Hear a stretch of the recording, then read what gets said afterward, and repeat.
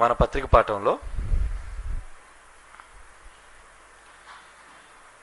తిమోతికి రాసిన రెండో పత్రిక 2వ అధ్యాయం 22 మాట్లాడుకున్నాం. 23 అవునా పిల్లలు? 23 వచనం నుండి పౌలు తిమోతికి రాస్తున్న రెండో పత్రిక 2వ అధ్యాయం 23 వచనం నుండి, నేర్పు లేని మూడుల వితర్కములు జగడములు పుట్టించునని ఎరిగి అట్టి వాటిని విసర్జించుము అంటున్నాడు. ఏమంటున్నాడండి? నేర్పు లేని మూడుల వితర్కములు జగడములు పుట్టించును కనుక అట్టి వాటిని విసర్జించు. తిమోతితో చెప్తున్నాడు, తర్కాలు పెట్టుకోవచ్చు, తప్పులేదు. కానీ వితర్కం అంటే అడ్డుగా మాట్లాడేవి, న్యాయాన్ని ఒప్పుకోనివి, దేవుని దూషించే పరిస్థితి కల్పించేవి, ఇవన్నీ కూడా వితర్కములు అంటున్నాడు. వాటిని అడ్డగించాలి. ఎంతవరకు? వినేవాడు ఒప్పుకున్నంత వరకు. వినేవాడు న్యాయబద్ధంగా ఆలోచించి చెప్పినవి నిజమండి అని హృదయపూర్వకంగా తన మనస్సాక్షితో వాటిని అంగీకరిస్తే వాడికి మీరు చెప్పొచ్చు. ఒకవేళ వాడు విననప్పుడు, మీరెంత సత్యం చెబుతున్నా వారు అంగీకరించినప్పుడు, ఇంకా ఏమని చెప్పేవాడిని ఒప్పిస్తారు మీరు? ఏమని చెప్పేవాడిని మారుస్తారు మీరు? సామెత ఉంది, తాను పట్టుకున్న కుందేలుకి 3 కాళ్ళు అంటారట. అంటే ఎవరు వాడు? కుందేలుకి ఎన్ని కాళ్ళు ఉంటాయి? 4 కాళ్ళు. నేను కుందేలు పట్టుకున్నా దానికి 3 కాళ్ళు అంటున్నాడు వాడు. అంటే వాడు ఏ కుందేలుకి పట్టుకుంటే దానికి 3 కాళ్ళేనంట. అంటే వాడనేది ఎలా నిజమవుతుంది? కుందేలుకి ఎక్కడైనా సరే 4 కాళ్ళే ఉంటాయి సృష్టిలో. ఏదో అనుకోకుండా కాలు తెగిపోతే 3 కాళ్ళు ఉంటే ఉండొచ్చేమో కానీ వీడు ఎలాంటి వాడు అన్నమాట? మూర్ఖుడు వాడు. అందుకే సామెత పుట్టింది. అంటే కొన్ని సందర్భాలలో వాళ్ళు అనుకున్నవే నిజాలుగా పరిగణనలోనికి తెచ్చుకునేవాళ్ళు, సత్యానికి భిన్నంగా మాట్లాడేవాళ్ళు, నిజాన్ని ఒప్పుకోనేవాళ్ళు, ఇలాంటి కొన్ని తరహా మనస్తత్వం కలిగిన వాళ్ళు ఉంటారు. వాళ్ళతో ఏం మీరు జగడం పెట్టుకుంటారు? వాళ్ళతో ఎందుకు మీరు తర్కం పెట్టుకుంటారు? వితర్కం పుట్టిస్తుంది అది. కోర్టులో ఒక న్యాయాన్ని బయటికి తీయడానికి 2 లాయర్ల మధ్య జరిగేది తర్కం, వాగ్వాదం, వాదోపవాదం. కానీ మొండిగా వాదించేవాడిని ఏమంటారంటే వితర్కం అంటారు. తర్కం, వితర్కం. కనుక చెప్పేటప్పుడు సమంజసంగా బైబిల్ని అనుకరించి న్యాయ సంబంధంగా మాట్లాడడం వేరు, అడ్డుగోలుగా మాట్లాడడం వేరు. అంటే ఒక ఉదాహరణ చెప్తాను మీకు. ఈరోజు క్రైస్తవ్యంలో జరుగుతున్న అవకతవకలను మనం బైబిల్లో ఉన్నవి చూపించామనుకోండి, బైబిల్లో ఇలా ఉందర్రా, ఎందుకు మీరు ఇలా చేస్తున్నారు అని మనం అన్నాం అనుకోండి, వాడు వినడు. దానికి ఒక ఉదాహరణ, దశమ భాగాల కోసం మాట్లాడాను నేను. మనం నేర్చుకున్నాం చాలాసార్లు.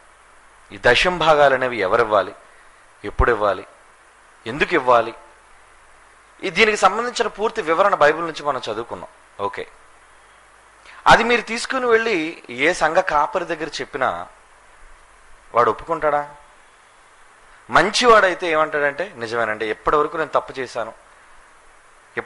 తప్పు చేశానండి, బైబిల్ తెలియక నేను పొరపాటు చేశాను, దశమ భాగాలు తీసుకున్నాను, దేవుడికి ఇచ్చేది దశమ భాగం కాదు, ఇంకా ఎంతో చేయాలి, దేవునికి అవసరమైతే నా ప్రాణాన్ని కూడా ఇవ్వాలి అన్న విషయాన్ని తెలుసుకుని మారు మనస్సు పొందినవాడు వాక్యాన్ని అంగీకరించేవాడు.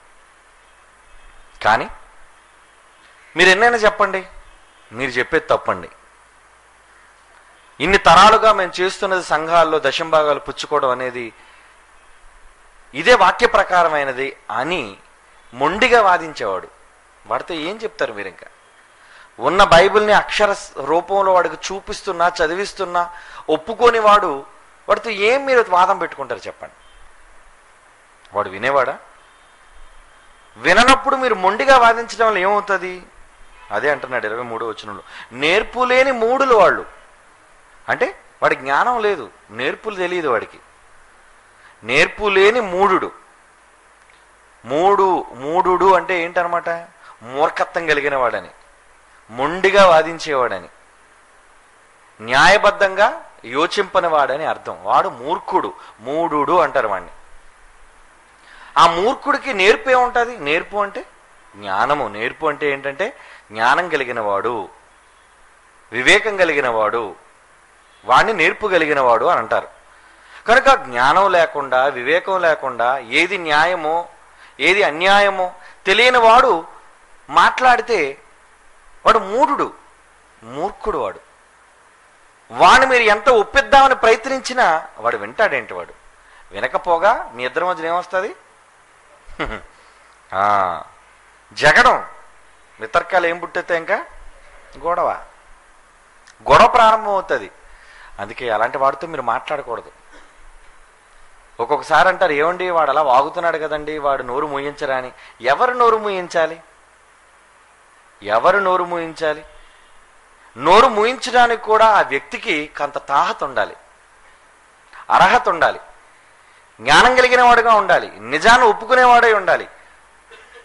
పిచ్చోడితో వాదం ఏంటి? ఏమన్నా పిచ్చోడితో వాదిస్తారా? రోడ్డు మీద పిచ్చోడికి చిన్న సంచి తగిలించుకొని గడ్డాలు మీసాలు మాసిపోయి మాసిన బట్టలతో మీరు వెళ్తున్నప్పుడు ఎలా అంటున్నాడు అనుకోండి, ఆయన కూర్చోబెట్టి మీరు ఏం మాట్లాడతారు? పోనీ మాట్లాడడానికి ప్రయత్నించి చూడండి. ఈసారి వాడిని తీసుకెళ్ళి ఒక కాఫీ షాప్కి తీసుకెళ్ళి కూర్చోబెట్టాడు, కాఫీ ఇప్పిస్తే అసలు మీరు పట్టుకుంటూ దొరుకుతాడు వాడు? మీరు పట్టుకొని లాక్కెళ్తే వస్తాడు మీ వెనకతలాడు? రాడు కదా, మీరు పారిపోతారు ఆయన నుంచి. ఎందుకంటే ఒక్కసారి ఆడి దగ్గరికి వెళ్ళామంటే చిత్తకోటేస్తాడు మిమ్మల్ని ఆడు. ఎందుకంటే వాడు ఏదో అనుకుంటాడు, మీరు మంచిగా వెళ్ళారని అనుకోడాడు. రా రా అని చెప్పాడు, భుజం పట్టుకుంటారు అనుకోండి, ఆడి చేతులు ఏదో చూస్తాడు, ఏదో ఉంటే దాంతో మొత్తేస్తాడు, లేదంటే రాయి తీసి ఇసేస్తాడు మీకు. కారణం వాడు మూర్ఖుడు, వాడికి మంచి చెడ్డ విచక్షణ లేదు, వివేకం లేదు. వాడితే ఏం మాట్లాడతారు? కనుక వాడిని పట్టుకునేటప్పుడు కుక్కలను ఎలాగైతే చూసారో, వీధి కుక్కలను ఎలా పట్టుకుంటారో, కనుక పిచ్చోళ్ళను కూడా పిచ్చి ఆసుపత్రులు ఏం చేస్తారో తెలుసు, గొలుసులేసి బంధిస్తారు. ఎందుకంటే మంచిగా రానా ఇంజక్షన్ వేస్తానంటే చెప్పేస్తాడు వాడు నీకు, ఇంజక్షన్ తిరిగి డాక్టర్ పొడిచేస్తాడు అలాంటి వాళ్ళు. అందుకే ఏం చేస్తారు, జాగ్రత్తగా కంపౌండర్లు, నర్సులు గట్టిగా కాళ్ళు చేతులు పట్టుకొని బలవంతంగా ఒక 10 మంది మనుషులు. అందుకే ఆ పిచ్చి ఆసుపత్రుల్లో, ఆ సైకిక్ వార్డులో ఎలాగంటే మంచి జబర్దస్త్ మనుషులు ఉండాలి. ఎందుకంటే ఈయన పొలంలాగా ఉన్నారంటే వీళ్ళు ఇసిరేస్తారు బయటికి. అందుకే ఒక గట్టిగా డక్కా మొక్క తిన్నోడు ఉండడం వల్ల ఏంటంటే బలంగా పట్టుకొని ఆయన మంచానికి తీసుకెళ్లి గట్టిగా తాళ్ళతోనూ గొలుసులతోనూ కట్టేయాలి మంచానికి. అప్పుడు వాడు చెయ్య కాలు కదలనప్పుడు అప్పుడు డాక్టర్కి వెళ్ళి ట్రీట్మెంట్ చేస్తాడు వాడికి. కారణం వాడు మూర్ఖుడు, వాడికి జ్ఞానం లేదు, వివేకం లేదు వాడికి. వాడు ఏం చేస్తున్నాడో వాడికి తెలియదు. కనుక వాడితో సంప్రదింపులు ఏం చేస్తారు మీరు?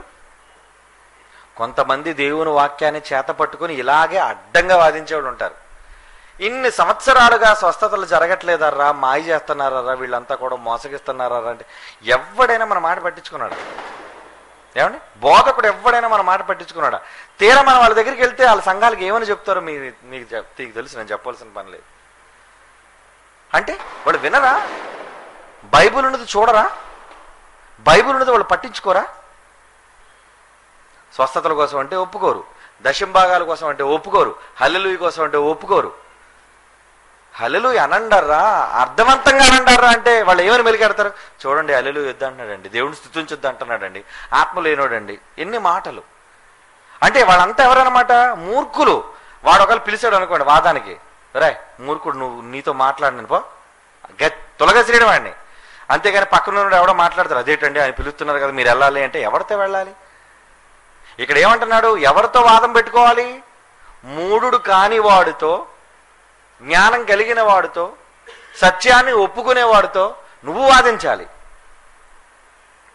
అవునా? ఏమీ తెలియని వాడితో, అడ్డుగా వాదించేవాడితో నువ్వేం వాదాలు పెట్టుకుంటావు? దానివల్ల వాదాలు కాదు కదా, గొడవలు ప్రారంభమవుతాయి. ఎక్కువ మంది ఈరోజు సంఘాలలో, క్రైస్తవుల్లో ఇదిగో ఈ క్యాడరే ఉంది. నిజమంటారా? అందుకే చూడండి, క్రైస్తవులు ఎక్కడ సభ పెట్టినా పోలీసులు కంప్లైంట్లు వెళ్ళడాలు, రావడాలు, బాక్సులు ఇప్పేయడాలు, పోలీస్ స్టేషన్కి వెళ్ళటాలు, ఇవన్నీ ఎందుకు జరుగుతున్నాయి? వీడు నోరు తిన్నగా ఉండదు. అదిగో మీ దేవుళ్ళు రాళ్ళు, అవి మోగవి, అవి మాట్లాడవు, చెవులుండి వినవు, ఇలాంటి మాటలు మాట్లాడతాడు. పక్కనున్న హైందవ సోదరులు ఏం చేస్తారు? వాళ్ళు భరిస్తారా? నీ దేవుడి కోసం నువ్వు చెప్పుకోకుండా మా దేవుడి కోసం ఎందుకురా మాట్లాడతావు నువ్వు? ఈ మధ్యన ఓఫీర్ అన్నోడిని అదే చేశారు. ఆడంతకుముందు కూడా ఒకసారి అలాగే కొట్టారు అక్కడ మెదక్లో. మెదక్లో కూడా అలాగే జరిగింది. ఆ ఇష్యూ అసెంబ్లీ వరకు వెళ్ళింది. వాడే కాదు అలాంటి వాళ్ళు చాలా మంది అదే బాటలో నడిచి మూర్ఖులైన బోధక సమూహం ఉంది. వీళ్ళు గ్రామాలకు వెళ్ళడం, బోర్ల పెట్టడం, మీ దేవుళ్ళు కాదనడం, మీ రాళ్ళను మొక్కుతారు, చెట్లు మొక్కుతారు, ఇవన్నీ మాట్లాడడం వల్ల వాళ్ళందరినీ శత్రువులుగా చేసుకుంటున్నారు. వాళ్ళకి ఎప్పుడు వాక్యం చెప్తావు నువ్వు? అంటే నోరిప్పు దగ్గర నుంచి నువ్వు వాక్యం స్టేజ్ ఎక్కిన దగ్గర నుంచి ఇంకా వాళ్ళు తిట్టడాని నీ పని? ఎలా వ్యక్తిని ఆకట్టుకోవాలో ఎలాగ చెప్పాలి? మరి బైబిల్లో ఉందంటే బైబిల్లో అసలు ఎవరి కోసం ఉంది అది? నీ దేవుళ్ళు కళ్ళుండి చూడవు, చెవులుండి వినవు, నోరుండి మాట్లాడు, అది ఎవరిని ఉద్దేశించన్నాడు? ఆ రోజు ఇశ్రాయేలు పెట్టుకున్న దేవతలు, దేవుళ్ళు, వాళ్ళ కోసం ఇశ్రాయేలుతో చెప్పుడు. ఆ మాట వీళ్ళకి అప్లై చేస్తావు నువ్వు? ఎక్కడైనా కొత్త నిబంధనలు ఆ మాటలు ఉన్నాయా? ఎక్కడైనా కొత్త నిబంధనలు యేసు ప్రకటించినప్పుడు కానీ, అపోస్తులు ప్రకటించినప్పుడు కానీ అటువంటి సందర్భాలు వాళ్ళు మాట్లాడారా? లేదే. మరి నువ్వెందుకు అలా నోరు పారేసుకుంటావు? మొన్న కూడా బలభద్రపురంలో మీటింగ్ అయినప్పుడు పాండవుల కోసం ఏదో మాట్లాడినందుకు ఆ ఓఫీర్ అన్నవాడిని ఆర్ఎస్ఎస్ వాళ్ళు, బజరంగ దళాలు అందరూ పట్టుకొని పోలీస్ స్టేషన్కి అప్పచెప్పారు. ఎందుకు? మూర్ఖులు. ఇంకా వాళ్ళు చెప్తే వినరు. ఎందుకర్రా వేదాలకు జోలికి ఎందుకర్రా వెళ్తారు? ఆ ఉపనిషత్తుల జోలికి ఎందుకర్రా వెళతారు? స్వచ్ఛమైన దేవుడు రాయించిన గ్రంథం బైబిల్ ఉంది కదా, దీన్ని చెప్పండి అర్రా. అసలు ఇది చెప్పడానికి మీ బతుకుకాలం సరిపోదు కదా, వాటి జోలికి ఎందుకురా వెళ్తారంటే వినరు. ఏంటో కొత్త, ఏదో గొప్ప వేదాల్లోని చెప్తున్నాడండి, ఖురాన్లోని చెప్తున్నాడండి, భగవద్గీతలో చెప్తున్నాడండి. ఆ కేపల్లో అన్నాడు భగవద్గీతలో యేసుక్రీస్తు. వేదాలు చదివినా బైబిల్ చదివినా సారం ఒకటేనట. ఇలాంటి మాటలన్నీ మాట్లాడడం వల్ల వాళ్ళు ఏంటనమాట, ప్రజల మధ్య వితర్కాలను రెచ్చగొట్టేవాళ్ళు, జగడాలు రెచ్చగొట్టారు. జగడం అంటే గొడవ. అలాంటి వాడితో ఇప్పుడు నిజంగా వాడికి పోటీకి వెళ్ళడం సమంజసమా? ఆడు మూర్ఖుడాడు, ఆడితో పోటీ ఏంటి? జైశాలి గారు మరి రావుపూడి వెంకటాద్రితో పోటీ పడినప్పుడు ఆదికాండం మొదట వచ్చిన తప్పని 1990 ప్రజాకోర్టు విజయనగరం శాన్ఫోర్డ్ మైదానం పోటీ పడేటప్పుడు వాడు ఏమని కంప్లైంట్ ఇచ్చాడంటే, ఇతనికి పిచ్చి పట్టిందండి, సుందరరావుకి పిచ్చి పట్టిందండి అన్నాడు. పిచ్చి పట్టి ఇలా సవాల్ చేస్తున్నాడండి అందరినేనని. అంటే వాడి బైబిల్ అనడం తప్పు కాదట, మనం వాడిని పోటీకి పిలిస్తే పిచ్చట. అప్పుడు ఏం చేయించామంటే, అప్పుడు వేదిక మీద ఒక డాక్టర్ని పిలిపించి, ఒక సర్టిఫైడ్ డాక్టర్ ఆయన పిలిపించి స్టేజ్ మీద ప్రజలందరి మధ్య వేదిక మీదకి జైశాలి గారిని డైరెక్టర్ గారిని పిలిచిన తర్వాత డాక్టర్ చెక్ చేశాడు. ఆయన చెక్ చేసి, ఈ నాడి బాగా కొట్టుకుంటుంది, నేను అడిగిన ప్రశ్నకు సమాధానం చెప్పండి. సమాధానం చెప్పారు ఆయన. ఈయన సంపూర్ణంగా ఆరోగ్యవంతుడు, ఈయన మానసికమైన రోగి కాదు అని నిర్ధారించారండి. ఎందుకు అంటే ఏమని చెప్పాడు? పిచ్చోళ్ళతో నేను పోటీ పడినాను అంటే తప్పించుకోవడానికి వంకార మరి పిచ్చోడని. కనుక మనం ఎంత జెన్యూన్ అనేది ప్రజలకు చూపించాం ఆ రోజు టెస్ట్ చేయించి డాక్టర్ ద్వారా. అంటే పిచ్చోడు పోటీకి పనిచేయరని కదా ఉద్దేశం, అవునా? ఇప్పుడు ఒక్కొక్కసారి చూసారు తాగేసి, ఒక్కొక్కసారి కొంతమంది బాగానే ఉంటారండి, తాగితే గుర్రం ఎక్కుతారు వాళ్ళు. తాగిన తర్వాత ఏమంటారు, ఆ పక్కింటి పిలుస్తాడు, ఎవడన్నాడు బయటికి రా అంటాడు, బస్తీ మీద సవాల్ అంటాడు, చంపేస్తాను నరికేస్తాను అంటాడు. మళ్ళీ తాకలేదు అనుకోడు, ఎక్కడున్నాడో తెలియదు, సైలెంట్గా ఉంటాడు. కొంతమంది ఎప్పుడైతే పోస్తారో అమృతాన్ని ఇంకంతేనండి, వాళ్ళు ఇంక అన్కంట్రోల్. అప్పుడు అలాంటి వాడిని చూసి పక్కింటాడు ఏమనుకుంటాడు, అది కూడా నన్ను ఎవడో పిలుస్తున్నాడు, రెచ్చగొడుతున్నాడు, కమాన్ నేను అడితే యుద్ధానికి వెళ్ళిపోతానని వెళ్ళొచ్చా? తెలివైనడైతే ఏం చేయాలి? ఆడు మూర్ఖుడు, తాగిస్తున్నాడు, ఏం మాట్లాడితే తెలవలేస్తే నమస్కారం పెడతాడు. కనుక ఇప్పుడు ఆడు పట్టు మీద ఉన్నాడు కాదు, మనం ఇప్పుడు ఏమనకూడదు, వాడు మూర్ఖుడు. ఎందుకంటే వాడు తాగిన మందు వాడితే పని చేయిస్తుంది. రాత్రి నువ్వు నన్ను అంటావని కరపట్టుకొని వెళ్ళావు అనుకో, వాడు కత్తి పట్టుకొని వస్తాడు. అప్పుడు కరపట్టుకొని కొట్టినందుకు నిన్నేమనరు, ఆడికి కత్తి పట్టుకొని నరికేస్తే రేపు పొద్దున ఎగ్జామ్షన్. ఎందుకంటే మత్తులో ఉన్నాడు కాబట్టి ఆడు ఏం చేశాడు తెలియకు అని రేపు పొద్దున ప్రాణం పోవచ్చాడు చేతిలోని. అప్పుడు తెలివిగా నువ్వేం చేయాలి? ఆడితో పోటీయా గొడవ, నీకెందుకు, తలుపులు వేసుకొని లోనికి వెళ్ళు, రే చేతకారాడు నువ్వు ఆత్రి తలుపులు వేసుకున్నావు ఆడంగోడు అది ఇది అన్నాడు. మీరు ఏమనుకోకండి, ఖాళీగా ఉండడమే కామ్గా. నువ్వెంత మాట నన్ను అంటావా, నేను గాజులు వేసుకొని ఉన్నానా, ఆత్రి నేను అంతు చూసేస్తాను బయటకు వచ్చానుకో, ఇద్దరు ఎవడో చచ్చిపోతారు అక్కడ. ఎందుకంటే నువ్వైనా కొంత జ్ఞానంతో ఆలోచిస్తున్నాడు, కానీ ఆడు ఎక్కడ కొడుతున్నాడో, ఎలా కొడుతున్నాడో, దేంతో పొడుతున్నాడు చూడడం. ఎందుకంటే మత్తులో ఉన్నాడు. వాడితే నీకు పోటీ ఏంటి, వాడితే నీకు గొడవ ఏంటి? ఒక రింగులో దెబ్బలాడేటప్పుడు కూడా ఇద్దరు ఆరోగ్యవంతులై ఉండాలి, తెలుసా మీకు? ఒక బాక్సింగ్ ఛాంపియన్ కానీ, ఒక కరాటే ఛాంపియన్ కానీ, ఒక రెజ్లింగ్ పోటీలు కానీ, ఈ పోటీలప్పుడు ఇద్దరిని మానసికంగా చెక్ చేస్తారు వైద్యులు. వీడికేం పిచ్చి ఉందేమో, కొంపతీసి కరిస్తే గట్టిగా మెండారాలే కొరికేస్తా. ఆ టైసన్ గారు అలాగే చేశాడు, మీకు తెలుసు కదా. పిచ్చెక్కిపోయి సడన్గా ఏం చేశాడంటే కరిస్తాడు అండి కుక్కలాగా. అంటే మానసికంగా వాడికి వ్యాధి వచ్చేసింది. ఎందుకంటే నేను ఓడిపోతాను భయంతో, బెంగతోని. అప్పుడు ఆయన ఏం చేశాడు, కొంతకాలానికి ఆ ఫీల్డ్కి దూరం చేశాడు, పిచ్చి పట్టింది, ట్రీట్మెంట్ ఇవ్వండి అని. అంటే పద్ధతి ప్రకారంగా పోరాడేవాడై ఉండాలి. అంటే వాడు ఆరోగ్యవంతుడై ఉండాలి, వాడు జ్ఞానవంతుడై ఉండాలి, వాడితో మీరు పోటీకి వెళ్ళాలి. అంతేగాని మూర్ఖులు ఇలాంటి వాళ్ళతో పోటీలండి. మీకు చాలా మంది పిల్లలకి కంగారు పడుతుంటారు, ఏమండి వాడు పోటీకి పిలుస్తారు కదండి, అలా ఆడు పిచ్చోడితో పోటీ ఏంటి? కనుక బైబిల్లో ఏ సందర్భాలలో ఏం రాయబడిందో అది కూడా తెలియాలి మీకు. అందుకే పౌలు అంటున్నాడు ఇక్కడ ఏమని, నేర్పులేని మూడుల వితర్కములు జగడములు పుట్టించును అని ఎరిగి అట్టి వాటిని వదిలే నన్ను ఆవేశపడద్దు. తిమోతి, యంగ్ బ్లడ్ కదనేది మరుగుతుంటుంది, ఆవేశంతో ఉంటావు. సాధారణంగా ముసలుడు కొంచెం ఓదార్పు ఉంటుందండి. చంపేస్తాడు ముసలుడు దగ్గరికి వెళ్ళావు అనుకో, ఏం చంపుతావు నాయన, ఇప్పటికే చచ్చిపోయాను నేను సగం అంటాడు. ఇంకేం దెబ్బలాడితే ఆడుతోని. అదే నువ్వు నూనె మేసాలు వచ్చిన కుర్రోడు దగ్గరికి వెళ్ళి చంపేస్తాను అన్నాడు, కమాన్ చూసుకుందారా అంటాడు. ఎందుకంటే మరి ఆవేశం అలాంటిది. వాళ్ళు వేడి రక్తం, ఇద్దరిలో వేడిగా ఉంది కాబట్టి ఎవడొకటి చల్లారిపోయినంత వరకు అలాగే పోటీ పడతారు. అందుకే ఏమంటున్నాడంటే ఇక్కడ ఏమంటున్నాడు, నేర్పు లేని మూడుల వితర్కములు జగడములు పుట్టించిన నీరుగట్టి వాటిని విసర్జించుము. దూరంగా ఉండు నాయన తిమోతి, ఆవేశపడదు, ప్రతిదానికి తొందరపడదు నాయన తిమోతి, చాలా జాగ్రత్తగా ఆచితూచి అడుగేయాలి అంటున్నాడు. ఓకే, 24వ వచనంలో ఇంకేమన్నాడు, సత్య విషయమైన అనుభవ జ్ఞానము వారి కలుగుటికై. సత్య విషయం అంటే వాక్య విషయమైన అనుభవంతో కూడిన జ్ఞానం, అంటే ఎక్స్పీరియన్స్డ్ నాలెడ్జ్. నీకు అనుభవం కావాలి. ఏమిటి బైబిల్ చదివేశానండి అంటే చదవడం గొప్ప కాదు, దానిని నువ్వు అనుభవపూర్వకంగా తెలుసుకోవాలి. కొంతవరకు మన ప్రారంభంలో చదువుకునే బుక్ నాలెడ్జ్ మాత్రమే ఉంటుంది మనకి. తర్వాత ప్రాక్టికల్ నాలెడ్జ్. ముందు టీచర్ మాస్టారు బొమ్మ వేస్తాడు మనకి, కప్ప బొమ్మ, ఇది కప్ప నోరు, ఏమండి ఇది కప్ప కడుపు, ఇవి కప్ప కాళ్ళు, దీనిలోన పేగులు ఇలా ఉంటాయి, ముందు బొమ్మ వేసి చూపిస్తాడు మనకి. విడగొట్టి చెప్తాడు మనకి అన్ని. ఆ తర్వాత ఏం చేస్తాడు, పాఠం చెప్పిన తర్వాత ప్రాక్టికల్స్ అంటారు. ప్రాక్టికల్స్ అన్నప్పుడు ఏం చేస్తాడు, ల్యాబ్కి తీసుకెళ్తారు మనల్ని అందరినీ. అప్పుడు ఏం చేస్తాడు, ఒక కప్పని, మనిషికి ఒక కప్పనిస్తాడు, గుచ్చేసి 4 మేకులతో గుచ్చేసి కప్పెలా పడుకొని ఉంటుంది. అప్పుడు మనకి నేర్పిస్తాడు, కోర్స్ చూపిస్తాడు. ఏమని, ఇది నేను బొమ్మలో చెప్పాను కదా మీకు, ఇదిగోండి ఇప్పుడు ప్రాక్టికల్గా మీరు కొయ్యండి, జాగ్రత్తగా ఈ పేగుని బయటకు తీయండి, అవునా, ఈ అన్నవాహికను బయటకు తీయండి, ఇలా అంటాడనమాట. అంటే ఏంటన్నాడు, అప్పుడు నీకేమొస్తుంది, ప్రాక్టికల్ నాలెడ్జ్, అంటే అనుభవ జ్ఞానం. పుస్తకంలో చదువుకున్న జ్ఞానం వేరు, అనుభవంతో తెలుసుకున్న జ్ఞానం వేరు. డాక్టర్లు అందరూ కూడా ముందు చదువుకుంటారు, ఎంబీబీఎస్ మెడిసిన్, పుస్తకాల్లో బొమ్మలు చదువుతారు, ఆ తర్వాత శవాల మీద ప్రయోగం చేస్తారు, ఆ తర్వాత అప్పుడు ఒరిజినల్గా కొంచెం నీకు అనుభవ జ్ఞానం వచ్చిన తర్వాత అప్పుడు పేషెంట్ల మీద నిన్ను ప్రయోగం చేస్తారు. డైరెక్ట్గా చేయరు. ముందు పెద్ద డాక్టర్ ఉంటాడు ఆపరేషన్ జరిగేటప్పుడు, అప్పుడు జూనియర్ డాక్టర్లు అందరూ చుట్టూ ఉంటారు. అప్పుడు చెప్తాడు అనమాట, ఆపరేషన్ జరుగుతుంది, ఇదిగో ఇలా చేయాలి, అపెండిక్స్ అయితే ఇలా చేయాలి, అవునా, అల్సర్ అయితే ఇలా చేయాలి, వాడు చెప్తాడు. అప్పుడు దాన్ని ప్రాక్టికల్గా వీళ్ళు చూస్తారు. చూసి నేర్చుకున్న తర్వాత అనుభవ జ్ఞానం వీళ్ళకి వచ్చిన తర్వాత మెల్లిమెల్లిగా తర్వాత ఆపరేషన్ దగ్గరుండి జరిగిస్తారు. అది పద్ధతి, క్రమంగా నేర్చుకోవడం.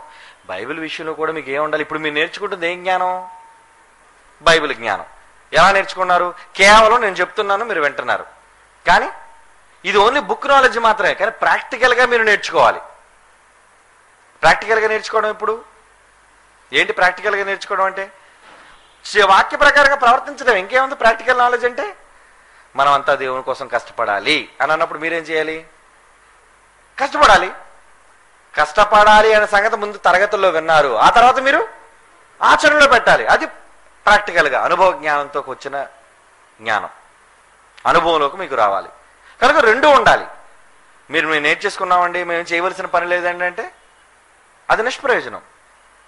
కనుక ఇక్కడ ఏమంటున్నాడంటే పౌలు గారు, 24వ వచనంలో సత్య విషయమైన అనుభవ జ్ఞానము వారికి కలుగుటకై, వారికి కలగాలి. సత్య విషయమైన అనుభవ జ్ఞానం వారికి కలుగుటకై దేవుడు ఒకవేళ ఎదురాడు వారికి మారు మనసు దయచేయును. సత్య విషయమైన అనుభవ జ్ఞానము కలగాలి. వాళ్ళకి కలగాలంటే ముందు నీకు తెలియాలి, ఆ తర్వాత వాడికి చెప్పాలి. ముందు కాదంటాడు, తప్పు అంటాడు, అలా అంటాడు, ఇలా అంటాడు. ఆ తర్వాత వాడు ఆలోచిస్తాడు. ఆలోచించిన తర్వాత ఇది నిజమని తెలుసుకుంటారు కొంతమంది. తెలుసుకున్న వాడికి మారు మనసు వస్తుంది. తెలుసుకోలేనాడు మూర్ఖుడాడు. మీరు ఎన్ని చెప్పండి, ఇదే రైట్ అండి అంటాడు. దశంభాగాలు ఇప్పుడు ఇవ్వనవసరం లేదర్రా అని మనం అన్నాం అనుకోండి, సంఘాలు మానేస్తే మానం ఇంకా దశంభాగాలు ఇస్తూనే ఉంటాయి. ఇవ్వండు అని పాస్టర్లు చెప్తూనే ఉంటారు. దశంభాగాలు ఇవ్వండి, దశంభాగాలు ఇవ్వండి, దశంభాగాలు ఇవ్వండి. ఎవరా మీరు యేసుక్రీస్తు కోసం ఏడొద్దారా, ఏడడం వల్ల ఉపయోగం ఏమి లేదు, పని చేయడం ముఖ్యం అంటే అదేమి లేదు. మా ముత్తాతల నుంచి ఏడుస్తున్నారు, గుడ్ ఫ్రైడే రోజు మేము ఏడుస్తామండి, మమ్మల్ని ఎవరు ఆపలేరండి, ఆపకూడదండి, ఏడుస్తారు. అంటే వాక్యము విన్నా ఎదురాడుతారు. మళ్ళా ఇదేంటండి మేము ఎంతకాలంగా చేస్తున్నాం తప్ప అని. ఎదురాడే వారికి మారు మనసు రావాలా? మారు మనసు రావాలంటే ఏం చేయాలి? సత్య విషయమైన అనుభవ జ్ఞానం వాళ్ళకి తెలియాలి. ఈ మహాజ్ఞానాన్ని వాళ్ళు మెదడుకు పట్టించుకుంటే, ఆలోచిస్తే, అవును కదా బైబిల్ ఇలా ఉంది కదా, మనం ఎందుకు చేయాలి, బైబిలే కదా ప్రామాణిక గ్రంథం, బైబిల్ ఉన్న ప్రకారంగా కదా మనం చేయాలి, ఎందుకు బైబిల్కి వ్యతిరేకంగా మనం మారాలి, బైబిల్ చెప్పినది చేద్దాం, చెప్పనిది మనం ఎందుకు చేయాలి అని ఆలోచించేవాడైతే వెంటనే తన ట్రాక్ మార్చుకుంటాడు, వెంటనే తన పద్ధతి మార్చుకుంటాడు, తన త్రోవ మార్చేసుకుంటాడు, తన తప్పు తెలుసుకుంటాడు, సత్యాన్ని నెరవేరుస్తాడు. విననివాడు నువ్వు ఎన్ని చెప్పు, వాడి పని వాడిదే. మీరు ఎన్ని చెప్పండి, వాడు వినరు. మీరు చెప్పినది వాడు చెయ్యకపోగా దేవుడు చెప్పనిది వాడు అలా చేసుకుంటూ పోతుంటాడు. బైబిల్లో చెప్పడు దేవుడు వాడితో, ఇది చెయ్యొద్దారా అని దేవుడు అన్నాడు అనుకో, అదే చేస్తారు.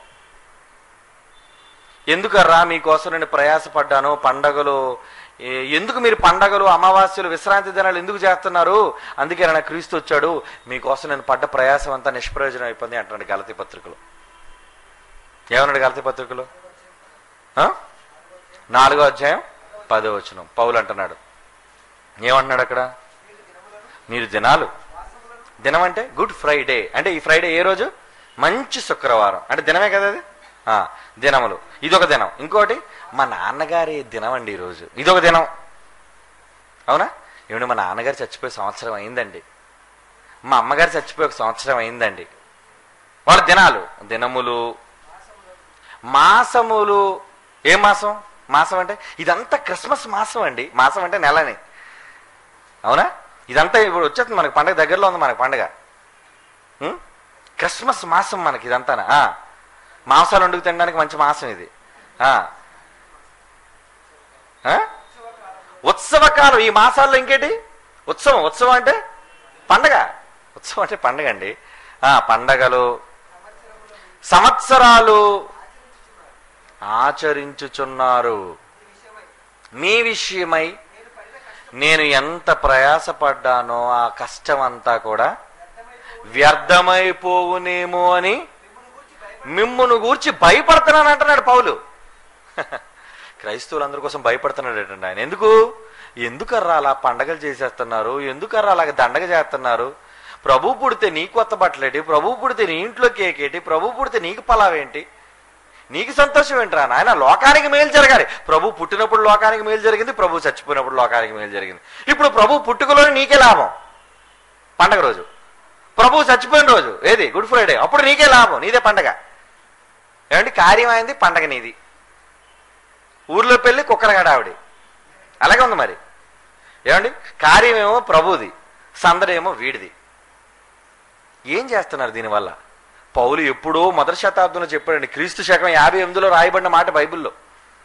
ఎందుకర్రా దినాలు చేస్తున్నారు, పండగలు చేస్తున్నారు, మాసాలు చేస్తున్నారు, సంవత్సరాలు చేస్తున్నారు, మీ విషయమే నేను పడిన ప్రయాస వ్యర్థమైపోయిందేమో అని భయపడుతున్నాను. వద్దర్రా మనకి ఇవన్నీ వద్దర్రా అంటే మానేరా క్రైస్తవులు? చదివారు ఈ మాట బైబిల్లో చదివారండి? ఈరోజు పాస్టర్గా పిలబడుతున్నారు, రెవరెండ్లుగా పిలబడుతున్నారు, బైబిల్లో ఈ మాట చదవలేదంటారా? ఎందుకు లేదు? నేను బైబిల్ అంతా 10 సార్లు చదివిస్తానంటాడు, 30 సార్లు చదివానంటాడు, 100 సార్లు చదివానంటాడు. అబ్బో ఈ రోజు పాస్టర్గా బోధకుడుగా పిలువబడే ప్రతి వాడు బైబిల్ ఎన్నిసార్లు చదివానండి, అన్నిసార్లు చదివాను అంటాడు. మరి బైబిల్ చదివా, వెరీ గుడ్. మరి బైబిల్ ఈ మాట చదవలేదు అంటే గడగడ గడగడ గడగడ చదువుకుంటూ వెళ్ళిపోవడం ట్రైన్ లాగా. కానీ ఏం చదువుతున్నా బుర్రకి ఎక్కించుకోవా? నీకునా 2వ తరగతి కుర్రోడికి తేడా ఏంటి? ఆడు చదువుతాడు పుస్తకం పట్టుకొని గడ గడ గడ గడ గడగడమని, ఏదో మనకు వినబడాలని చదువుతాడు అంతే. ఆఫీసులో అనుకో, ఎరా చదవట్లేదా అని అమ్మ అంటది. కాబట్టి ఈవిడు పోరు పడలేక మా అమ్మ చంపేస్తున్నారు నన్నని ఆ బయట కూర్చొని అల్లడిపాకు చూసి అలా పుస్తకం ఏదో చదువుతాడు గట్టిగా వినబడాలని. ఈరోజు పాస్టర్లు అందరూ కూడా వాక్యాన్ని అలాగే చదువుతున్నారు, అలా వినబడాలని చదువుతున్నారు. నేను ఇన్నిసార్లు చదివానని చెప్పుకోవడానికి చదువుతున్నారు. కానీ అసలు బైబిల్లో ఏమి రాయబడిందో వాళ్ళు ఆలోచిస్తున్నారా? ఆలోచించరు. ఆలోచిస్తే బైబిల్లో నిన్న మాటలు వాళ్ళ కళ్ళు ఏమైనా బైర్లుగా అమ్మాయి వాళ్ళకి. అవునండి, ఈ మాట అన్నాడు ఎందుకు పౌలు? ఈ మాట ఎందుకు ఎక్కడ అన్నాడు? ఎందుకు ఈ మాట అన్నాడు? ఆలోచించేద్దాం అని అనుకున్నాడు ఎవడైనా? ఎవడు అనుకోడు. ఏమండి, ఇప్పుడు ప్రభు కాలంలోనే పుట్టారు కదండి సమకాలికులైన అపోస్తలులు, శిష్యులు, వీళ్ళందరూ. ఎక్కడైనా వాళ్ళు ప్రభు పండగ చేశారా? ప్రభు పుట్టినరోజు క్రిస్మస్. ఒకళ్ళు నిజంగా అపోస్తులు చేసుంటే ఏమండి, అపోస్తులు మొత్తం ఈ కార్యాలన్నీ రాయబడ్డానికి, పత్రికలన్నీ రాయబడ్డానికి సుమారు 100 ఏళ్ళు పట్టింది. మొదటి 100 సంవత్సరాలు. ఈ 100 సంవత్సరాలు ఒక్కరోజు కాకపోయినా, 1 సంవత్సరం కాకపోయినా 1 సంవత్సరమైనా పండగ చేయలేదు వాళ్ళు.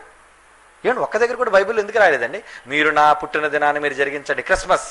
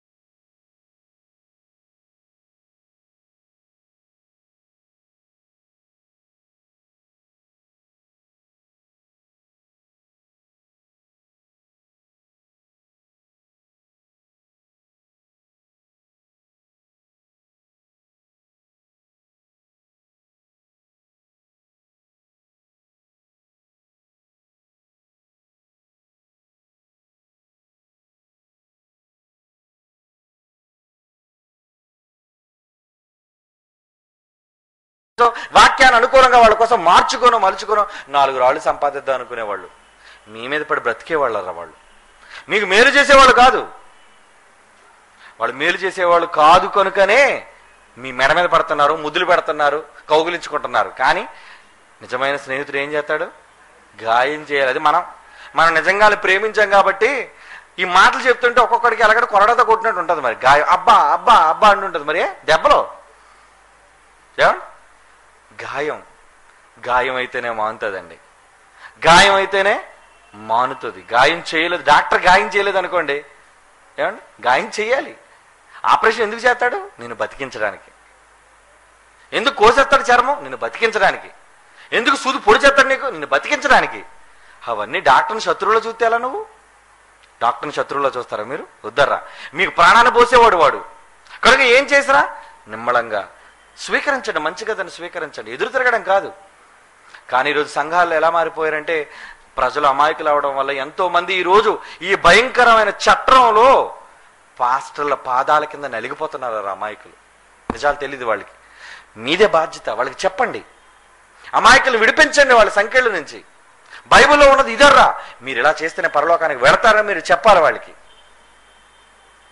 అలాంటి వాళ్ళు చెప్పే బాధ్యత మీదే. అందుకే మేము కష్టపడి నేర్పిస్తున్నాం. మాకు ఎందుకు ఈ బాధ చెప్పండి, ఎందుకు ఈ ఫ్యాన్లు తిరగాలి, ఎందుకు ఈ లైట్లు వెలగాలి, ఎందుకు ఇన్ని గంటల సేపు మిమ్మల్ని కూర్చోబెట్టి చెప్పాలి, ప్రయాసపడి. నిజాలు మీరు తెలుసుకోవాలని, మీరు తెలుసుకున్న నిజాలు 10 మందికి చెప్పాలని. 10 మందికి చెప్పి మా సంఘాన్ని తీసుకొస్తే 4 రాళ్ళు ఎక్కువ వస్తే సంపాదిస్తుందని కాదు, చందా వస్తుందని కాదు, దశంభాగం ఎక్కువ వస్తుందని కాదు. పరలోకంలో చోటు మనకు దొరకాలి అంటే భూమి మీద ఈ కష్టాన్ని దేవుని కోసం తప్పనిసరిగా తీసుకుని తీరాలి. తీసుకోపోతే ఎలా?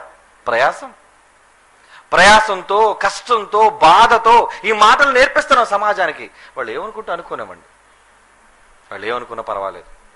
కనుక మూర్ఖులుగా ఈరోజు సమాజంలో దేవుని వాక్యాన్ని బోధించే వాళ్లే మారిపోయారు. వాళ్ళతో తర్కాలేటారా? కొరడా తీసి కొట్టేయడమే. వాళ్ళతో వితర్కాలేంటి?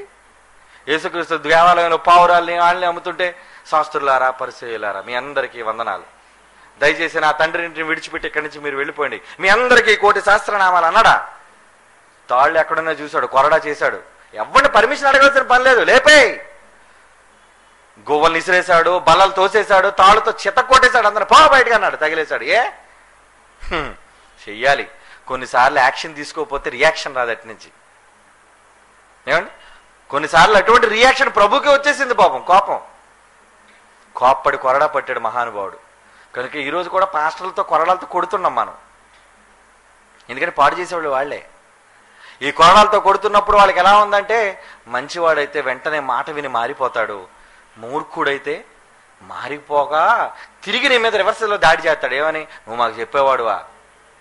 నువ్వే మాకు చెప్పనవసరం లేదు, మాకు అంతా తెలుసులే, నువ్వెవడు మాకు చెప్పాడుగో, వీడే ఏజెంట్, సాతాన్ ఏజెంట్, వీడి మాట నమ్మకండి, వీడికి దొంగ బోధకుడు అని మన మీద ముద్ర వేస్తాడు. కనుక అలాంటి వాళ్ళ కోసం చెప్తున్నాడు చూడండి. సత్య విషయమైన అనుభవ జ్ఞానము వారికి కలుగుటక్కై ఇంత విన్న తరువాత కూడా మనస్సు మారకపోతే దేవుడు ఒకవేళ ఎదురాడు వారికి మారు మనస్సు దయచేయును. నువ్వు ఎదురాడుతున్నావా? సత్య విషయమైన అనుభవ జ్ఞానం నీకు కలిగితే ఒకవేళ నీకు మారు మనసు వస్తుందేమో. దేవుడు చూస్తున్నాడు, ఇన్ని మాటలు చెప్పినా వీడు మారుతాడేమోనని. ఇన్ని మాటలు చెప్పిన తర్వాత నీ బ్రతుకును మార్చుకుంటావేమోనని. మారవా? వినవా? నీ బాటను సరిదిద్దుకోవా? చూస్తున్నాడు దేవుడు. వినలేదా? మారలేదా? అప్పుడు ఏం చేస్తాడు దేవుడు? భ్రష్ట మనస్సుకు వారిని అప్పగించెను. రోమపత్రిక 1:28 ఏమంటున్నాడు అక్కడ? ఇన్ని మాటలు దేవుని కోసం మీతో చెప్పి చెప్పి చెప్పి చెప్పి చెబుతున్నా మీరు వినలేదనుకోండి, దేవుని మాట మీ మనసులో దేవునికి చోటు ఇయ్యలేదనుకోండి, అప్పుడు దేవుడు ఏమంటున్నాడు? చదవండి 1:28 నుంచి. వారు తమ మనస్సులో దేవుడికి చోటు ఇవ్వడం అంటే ఏంటంటే దేవుని వాక్యాన్ని గౌరవించకపోవడం అండి. దేవుడికి చోటు ఇవ్వడం అంటే ఏంటి? దేవుడికి ఒక పేటేసి రా బాబు నువ్వు కూర్చో బాబు రా అని పిలవడం అనుకున్నారా మీరు? దేవుని పిలిచి కూర్చోబెట్టడం కాదు. దేవునికి వారి మనస్సులో చోటు ఇయ్యనొల్లకపోయిరి అంటే దేవుని వాక్యాన్ని వారు గౌరవించలేదు, దేవుడు చెప్పిన మాటలు వారు బ్రతుకును నెరవేర్చలేదు. వారు తమ మనస్సులో దేవునికి చోటు ఇయ్యనొల్లకపోయిరు గనుక చేయరాని కార్యములు చేయుటకు దేవుడు భ్రష్ట మనస్సుకు వారిని అప్పగించెను. దేవుడే అప్పగించాడు. ఒరే సాతాను ఎలా రారా? ఏం ప్రభు, ఇదిగో ఈ పాస్టర్ దరిద్రులందరూ తీసుకుపో నువ్వు.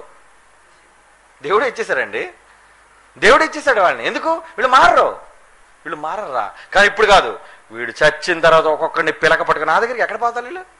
ఎక్కడికండి పోతారు? శవం ముందు నిలబడి ఇగో ఆత్మను చేర్చుకో అంటే నువ్వు కూడా నా దగ్గరికి వస్తాను ఆయన చిట్కన్నా, నిన్ను నేనే చేర్చుకుంటాను. నేను దేనికి? పరలోకం తీసుకెళ్ళడానికి కాదు, పాతాళలో తొక్కేయడానికి చేర్చుకుంటాడు.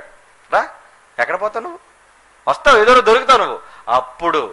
అప్పుడు నీ పిలక పట్టుకొని జాడించి నీకు వెయ్యవలసిన మరీ కఠినమైన శిక్ష విధిస్తాడు వాళ్ళకి. అంతవరకు అమాయకులు తెలుసుకోరండి. ప్రజలకు ఎత్తి నోరు కొట్టుకొని చెప్తున్నా, మారండర్రా, బైబిల్లో దిదర్రా, దొంగల మాటలు నమ్మకండారండి. వీళ్ళు అలాంటోళ్ళు. వాడు చెప్పిందే వేదం. మా అయ్యగారిని మేము వదలలేమండి. మరి ఎవరిని వదిలేస్తావు? బైబిల్ వదిలేస్తావు? దేవుణ్ణి వదిలేస్తావు నువ్వు. మీరు నమ్మరారో, కొంతమంది పాస్టర్లు చెప్పిన మాటలు విని భర్తలు భార్యను వదిలేసిన దాఖలాలు ఉన్నాయి. తెలుసా మీకు? భార్యలు భర్తలు వదిలేశారు, భర్తలు భార్యలు వదిలేయండి, మా అయ్యగారు చెప్పారండి వదిలేమని. అమ్మ బాబు, ఎంత మాట! తాళి కట్టిన భార్యని పాస్టర్ మాట విని నువ్వు వదిలేసావంటే వాడికి ఎంత గౌరవం ఇచ్చావు నువ్వు?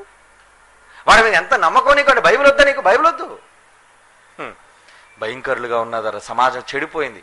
సమాజం భయంకరంగా భ్రష్ట మనస్సు చేతిలో ఉంది. వాడు అధికారం అంతా వాడేది. అందుకే యేసుక్రీస్తు ఆనాడే సవాలు చేశాడు, ఈ లోక రాజ్య అధికారాలు నావే. అధికారంలో పాస్టర్లు కూడా ఆడి చేతి కింద ఉన్నారు.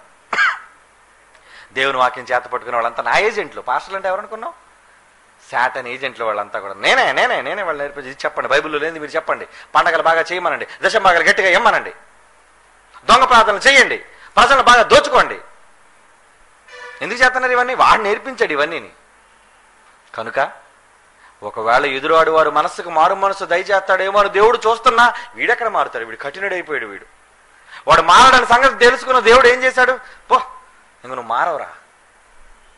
మారడని సంగతి దేవుడికి తెలుసు. దేవుడు ఇస్కరియోతు ఏదో వచ్చాడు, విందులో కూర్చున్నాడు జాగ్రత్తగా, మెత్తగా ఉన్నాడు. మరలా అందరూ అడుగుతున్నాడు, నేనా అని అడుగుతున్నాడు. వీడు కూడా అడగకపోతే ప్రభువా నేనా అని అడిగాడు. అవునో నువ్వే అన్నాడు. ఎందుకురా ఇస్కరియోతు ఈ పని చేస్తున్నావు నువ్వు? ఇదే నీకు నమ్మకంగా ఉందా? ఇదేం భావ్యంగా ఉందా? ఇదేం మంచిదా? ఎప్పటికైనా వదిలేరా? ఎప్పటికైనా మనసు మార్చుకోరా? వద్దు, ఆ దిక్కుమాలి వెండి నాలుగు విసిరే రా, నీకు మరలా బాప్తిసం ఇస్తాను నేను.